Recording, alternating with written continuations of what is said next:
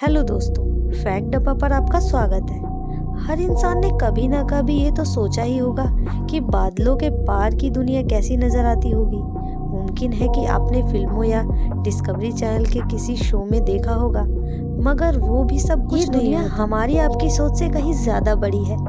इन दोनों ब्रह्मांड और मल्टीवर्स की चर्चा तब से ज्यादा मार्वल कॉमिक्स के सुपर हीरो स्पाइडरमैन और डॉक्टर स्ट्रेंज की फिल्म रिलीज हुई। भले ही ये चर्चा आम लोगों के बीच हाल ही में शुरू हुई हो, मगर वैज्ञानिक इस पर सालों से अध्ययन करते हुए आए हैं। आपने इस टॉपिक पर पहले ही बहुत सी वीडियो देखी होंगी, लेकिन आज हम इस वीडियो में आपको सिर्फ इसके बारे में ही नहीं बताएंगे कि ब्रह्मांड के उस पार क्या है या ब्रह्मांड कितना बड़ा है, बल्कि इसके साथ साथ ही हम आपको ये भी बताएंगे कि क्या टाइम एंड स्पेस, समय और अंतरिक्ष का कोई भी अंत हो सकता है या नहीं। इसलिए इस वीडियो को शुरू से लेकर अंत तक जरूर देखिएगा, क्योंकि हमने इस वीडियो को हर तरह के तर्क से तैयार किया है।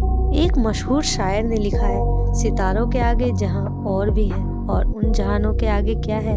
ये आज तक मनुष्य के लिए एक प्रश्न ही है। ये इतना पेचीदा सवाल है कि आज के वैज्ञानिक ज्ञान और संसाधनों से परिपूर्ण मनुष्य के लिए ये भी कल्पना करना मुश्किल है कि आखिर ये ब्रह्मांड के आखिरी छोर पर क्या है।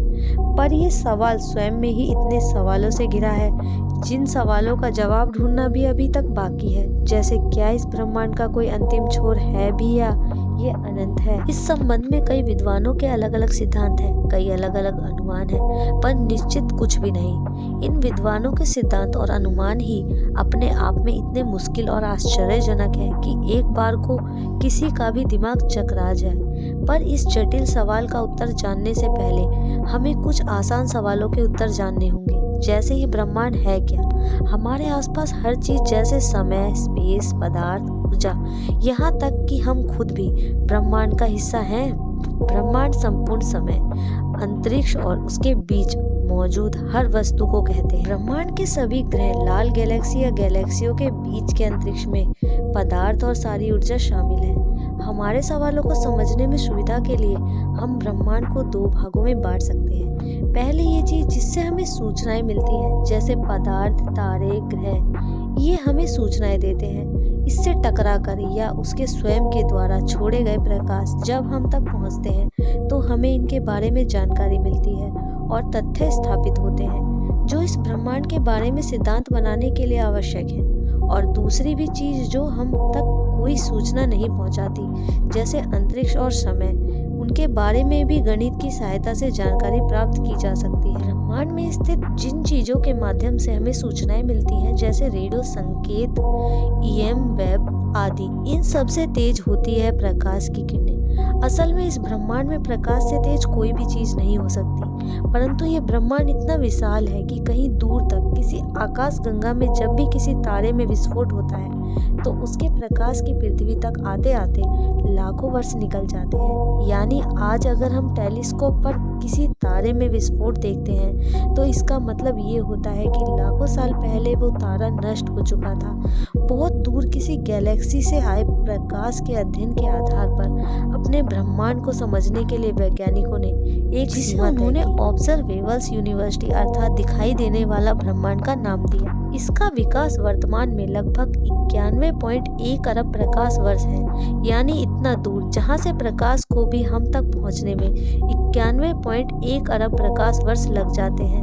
उदाहरण के लिए ये जान लीजिए कि सूर्य से पृथ्वी तक आने में प्रकाश को 8 मिनट लगते हैं, तो आप खुद ही एक अंदाजा लगा लीजिए ये ऑब्जर्वेबल्स यूनिवर्सिटी भी कितना ज्यादा विशाल होगा। चलिए उदाहरण के लिए हम आपको एक वीडियो दिखाते हैं जिससे आप अंदाजा लगा सकते हैं कि हमारा ब्रह्मांड कितना बड़ा है।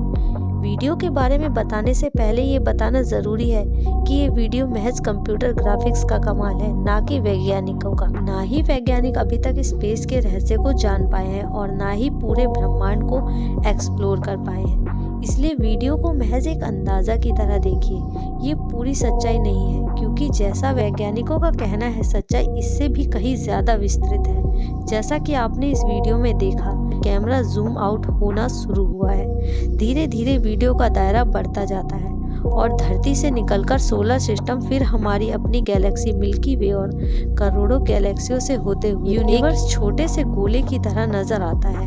मगर वो एकमात्र गोला नहीं है, उसके साथ करोड़ों गोले फिर और नजर आते हैं, जो ये दर्शाते हैं कि ब्रह्मांड में सिर्फ एक यूनिवर्स नहीं, करोड़ों यूनिवर्स हैं। इसलिए इस कॉन्सेप्ट को मल्टीवर्स कहते हैं। हम इस मल्टीवर्स के बारे में तो बिल्कुल कुछ भी नहीं जानते, वो सब कुछ बस इस ऑब्जर्वेबल्स यूनिवर्स के भीतर ही है। पर वैज्ञानिक मानते हैं कि असल में ब्रह्मांड का विस्तार ऑब्जर्वेबल्स यूनिवर्स से काफी बाहर तक है और हो सकता है ये अनंत हो। फिलहाल कोई ये नहीं बता सकता कि पूरे ब्रह्मांड का कोई अंतिम छोर भी है या ये पूरा ब्रह्मांड अनंत है। अब आप सोच रहे होंगे कि ऑब्जर्वेबल्स यूनिवर्स के अंतिम छोर के बारे में तो वैज्ञानिकों को पता होगा, इसका ब्रह्मांड का आकार क्या है। जब आप ये प्रश्न पूछते हैं कि ब्रह्मांड का अंतिम छोर क्या है, तब आपके दिमाग में अंतरिक्ष या ब्रह्मांड के आकार की एक छवि जरूर आती होगी। वो छवि कैसी है? हमारा ब्रह्मांड किसी फर्श पर रखी गेंद की तरह, या किसी कमरे में लटके गोलों की तरह, या एंजाइम और आयरन के अलावा भी कोई आकार का हो सकता है। अगर आप इसके अलावा अन्य किसी आकार की कल्पना कर सकते हैं तो कमेंट में जरूर बताएं। वर्तमान में ब्रह्मांड के आकार के बारे में 3 धारणाएं प्रसिद्ध हैं।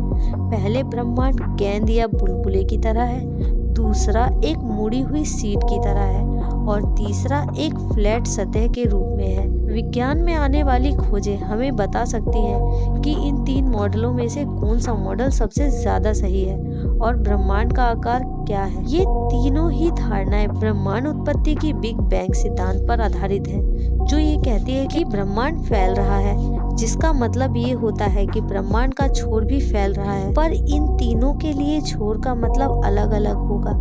ये संभव है कि अभी तक आप ब्रह्मांड को सिर्फ मुड़ी हुई सीट की तरह या एक फ्लैट सतह पर स्थित रहे होंगे। इसके सही होने की संभावना भी सबसे ज्यादा है, पर उस स्थिति में ये बताना संभव नहीं है कि ब्रह्मांड का अंतिम छोर क्या है या कोई अंतिम छोर है भी या नहीं। लेकिन अगर हमारा ब्रह्मांड गेंद या बुलबुले की तरह है, यानी सारे ग्रह, तारे, गैलेक्सी किसी ऐसे बुलबुले की तरह हैं जो फैल रहा है, तो ये निश्चित रूप से कह सकते हैं कि इस ब्रह्मांड का कोई छोर नहीं है, बस ये ब्रह्मांड अंतरिक्ष में आगे बढ़ रहा है।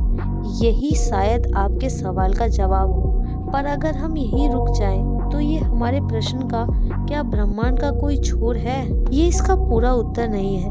हमने पहले ही बताया है कि ब्रह्मांड में सिर्फ पदार्थ यानी ग्रह, तारे, गैलेक्सी ही नहीं है, समय और अंतरिक्ष भी ब्रह्मांड का हिस्सा है। तो क्या टाइम और स्पेस का कोई भी छोर नहीं है? क्या इनका भी कोई अंत है? आइए इनको एक एक करके जानते हैं। क्या समय का कोई अंत है? जैसा कि वैज्ञानिकों ने बताया कि ब्रह्मांड लगातार फैलता जा रहा है और सभी गैलेक्सी एक दूसरे से दूर जाती जा रही हैं।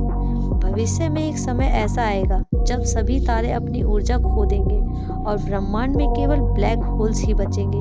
ये ब्लैक होल्स भी हॉकिंग रेडिएशन के द्वारा बहुत लंबे समय में ऊर्जा अंतरिक्ष में फैलाकर खत्म हो जाएंगे। इस तरह ब्रह्मांड की समस्त ऊर्जा खाली अंतरिक्ष में बिखर जाएगी और कोई भी पदार्थ बाकी नहीं रहेगा। इस तरह हमारे ब्रह्मांड का अंत हो जाएगा। ब्रह्मांड के अंत के साथ ही समय का भी अंत हो जाएगा। दूसरे शब्दों में यही समय का अंतिम छोर होगा। चलिए अब जानते हैं कि अंतरिक्ष का कोई अंत है। इस तरह NN का स्पेस समय के अंत के बाद अंतरिक्ष का क्या होगा, ये एक अनसुलझा रहस्य है जिसकी कल्पना करना भी मुश्किल है। अगर आइंस्टीन की माने तो समय और अंतरिक्ष एक साथ जुड़े हुए हैं, जिसे उन्होंने स्पेस टाइम कंटिन्यू कहा है। तो सही रूप में तो ये समय के साथ अंतरिक्ष भी समाप्त हो जाना चाहिए। पर यहाँ ये सवाल उठता है कि अगर स्पेस समाप्त हो जाएगा तो क्या बचेगा? अंतरिक्ष अनंत है, अंतरिक्ष स्वयं में पूर्ण है, तो इस पूर्ण से अंतरिक्ष निकल जाए तो क्या बचेगा? इस सवाल का जवाब अभी तक विज्ञान के पास नहीं है। यहाँ शायद वेद हमारी मदद करे। इसके एक बहुत ही लोकप्रिय श्लोक में शायद जवाब छुपा हुआ है। ओम पूर्ण मध्य पूर्ण मुद्दतो पूर्ण से पूर्ण माताएं पूर्ण मेवा वरिष्ठ, जिसका अर्थ होता है कि वो ईश्वर शायद कुछ और अनंत और पूर्ण है। ये ब्रह्मांड अंतरिक्ष और समय के साथ भी अनंत और अपने आप में पूर्ण है।